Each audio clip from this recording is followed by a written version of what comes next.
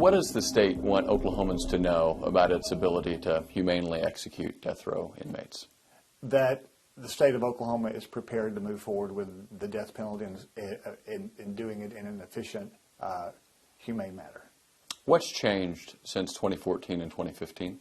Many things have changed with respect to the accountability of the process. I mean, of course, whenever I was appointed director, one of the very first things that I committed to doing was looking at the policy and the protocol and the processes, and just the accountability of those processes to make sure that we are doing exactly what we say we're doing it, and the methodology is correct, and then that we have checks and balances in place to make sure that every single thing is exactly as it should be. What are some of the specific changes to the protocol? One of the things really that probably stands out more than others is the verification of the drugs and the accountability process for making sure that the drugs the protocol calls for are in fact the drugs, specifically the drugs that are used, making sure that the expiration dates are in fact within the designated timelines. And that process is now validated not just once, but a series of times leading up to execution date. Tell me about the drugs that are being used, will be used. Have they changed? No, sir, they have not. We're still using what the state refers to as a 3-drug protocol, which consists of midazolam, which is a sedative, rocuronium bromide or bercuronium bromide, which is a paralysis agent, and then potassium chloride, which is a drug that actually stops the heart. Does the protocol make any accommodation for substituting that potassium chloride? No, sir. There is no option for substituting anything in that drug protocol. Does the state have those drugs currently? We currently do, yes, sir. Not a substitute for those drugs, those exact drugs? We actually have those exact drugs. Do any of them have a shelf life? Do they expire?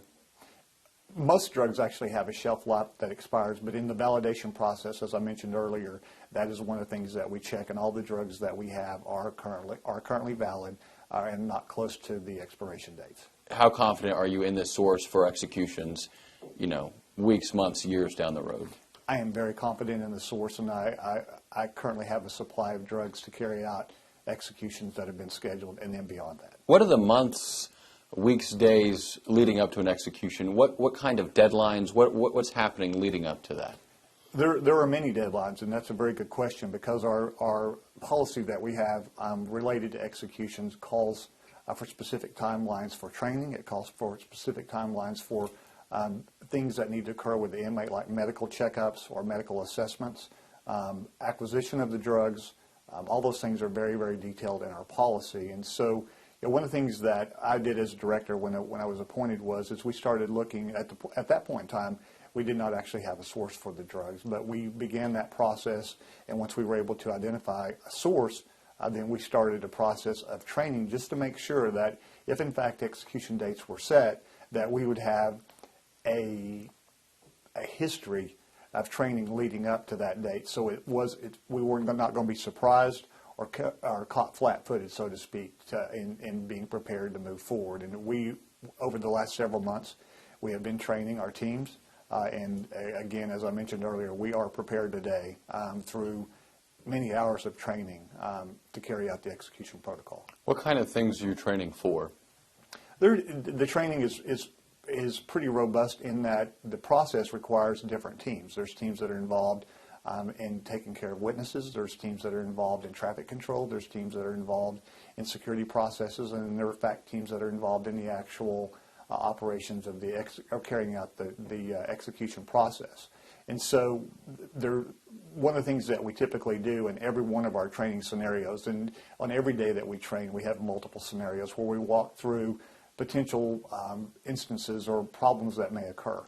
And we work through what the options are for getting past those obstacles and being able to continue carrying out the order of the state. And so it's really just a process of understanding how the methodology that we use, and then taking into account that methodology, and if something were to go wrong, how you would continue on or make decisions as to what the next steps would be. So that's a little bit of the deadlines, I guess, on the state side. For the prisoner, what are they going through? There's an isolation factor or something leading up to the execution. What's that like for them? Yes, sir. At the 35-day mark, in Oklahoma, we have, back last year, I believe it was, we actually transition from our historic death row setting to allowing inmates more freedoms on a unit outside of death row. And so we still have some inmates that are on the old death row, and then we have what we call a new death row, which allows them more freedom out of their cell and some things like that. But at the 35-day mark, whether they're on the old death row or the new death row, they actually go into a segregated cell where we begin the process of doing medical checkups, observations to make sure that that all the things that need to be in place are in place. It's a process, basically. And again, that 35-day mark starts that process with medical assessments, mental health assessments, and those types of things. And then it just continues to progress as we get closer to the execution date. Progress, what's that mean? Just making sure that the inmate, that conversations are had with the inmate with respect to who they may want to be on their visitation list or who they may want as witnesses, their last request as far as meals, those types of things. There's just a variety of different things that happen along the way, but it's in a controlled environment so we can monitor the inmate to make sure if they're having any medical or mental health issues that we're aware of that and they're not in a general housing unit setting with other inmates. In respect to Mr. Grant, you talked about some of those wishes. Has he made those wishes yet that you're aware of? He has. With respect to, like, for example, and I'll refer to my notes, for example, for his last meal, he requested 2 bacon cheeseburgers with onion, tomato, pickles, lettuce, and mustard, a half gallon of ice cream, a large bag of barbecue chips, a large package of Nutter Butter sandwich cookies, and a 2-liter bottle of Mr. Pibb. And so that's really the type of request. I mean, we allow our inmates, our death row inmates, to make those type of requests, and we try to honor those as best as possible within certain parameters. And but that is Mr. Grant's last wish. Do you know when would he receive that food? That would actually be on I believe at this point it is the night before the execution date. My understanding of the protocol is part of the new protocol requires the inmate to be informed of the drugs 10 days out. Has that happened with Mr. Grant? Yes, sir, it has. Talking about the protocols, obviously there's a federal challenge to the protocols pending. Do you feel confident in carrying out executions using these protocols even while a federal court hasn't yet ruled on them? I am very confident. In 2014, we know that Clayton Lockett moaned, writhed, gritted his teeth before dying of a heart attack 43 minutes later. How do we know that won't happen again? I think there were some things that occurred back in 2014. I was not actually directly involved in that process, but I think there were some things that occurred with the placement of the IV, which allowed for some of the drugs that should have been pushed intravenously to actually puddle outside of the IV site, which didn't allow the full effect of the drug on the inmate. And then the amount of the actual drug that was pushed, so to speak, was at a lesser dose than what we currently use. Then in 2015, not as prolonged, but an autopsy revealed that a drug substitute was used. How do we know that a drug substitute won't be used? That's one of the things that I've really paid very, very close attention to and changed in our protocol and our policy, in that we have a series of validations where drugs are checked when they're received, they're checked whenever it's basically a chain of custody. And so when those drugs are received from our source and then they are actually taken to the Oklahoma State Penitentiary, they're verified there, and then there's a series of other verifications that occur through written logs up to the execution date with on the last days, again verified as it's brought into what we refer to as the execution chamber to make sure that the drugs are in fact the drugs that are called for in the protocol. And if you had any doubt at any part of that process, would you intervene? Absolutely, I would intervene. And one of the things that I have to say is that as director of this agency, there are many responsibilities, but this is one of the most serious. And I operate on a daily basis in working through this, as this is one of the most serious. And so I've placed a lot of emphasis, a lot of resources toward making sure that the state of Oklahoma has this right, that the team with the Oklahoma Department of Corrections carries us out in accordance with state law, with our policy and our protocol, and I am very, very confident that we are going to be able to accomplish that. It's nearly been 7 years. There's almost a 7-year momentum to get this started back up again. would you be willing to posit, for 7 more years if things just weren't right? Absolutely. One of the things that is going to be absolutely true under my leadership is if something is not right, even at the last minute, if there's an occurrence that occurs that is not right, then I will communicate with state leadership very, very swiftly to understand what the best options are for moving forward. This is not about carrying out executions or carrying out this responsibility haphazardly. That we will not carry out an execution in the state of Oklahoma haphazardly. Has the state of Oklahoma carried out executions haphazardly in the past? I was not directly involved in those executions, so I really can't comment on that. Do you understand why many Oklahomans doubt the Department of Corrections' ability to do this properly?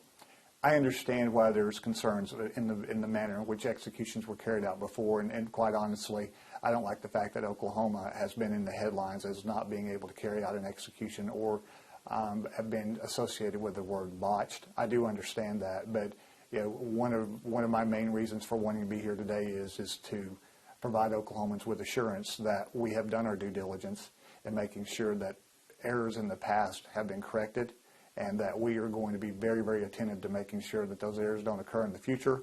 And again, getting Oklahoma off of the list of states that can effectively carry out an execution. I know the policy-making side of the world is left up to lawmakers and voters in large part, but why is it the state's responsibility to get this done?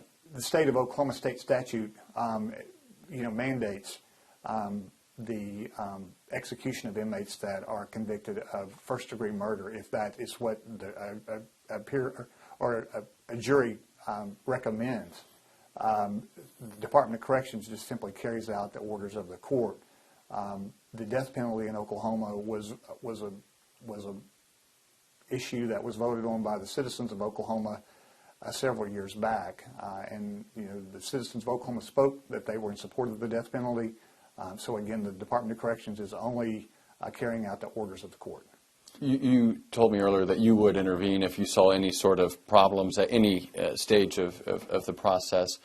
There's obviously been a lot of national attention in innocence claims of some of these prisoners. Do you consider that at all? Is that something you would ever intervene on if you had any doubt on innocence of any of these individuals, or is that not your place? No, sir, that's not my responsibility.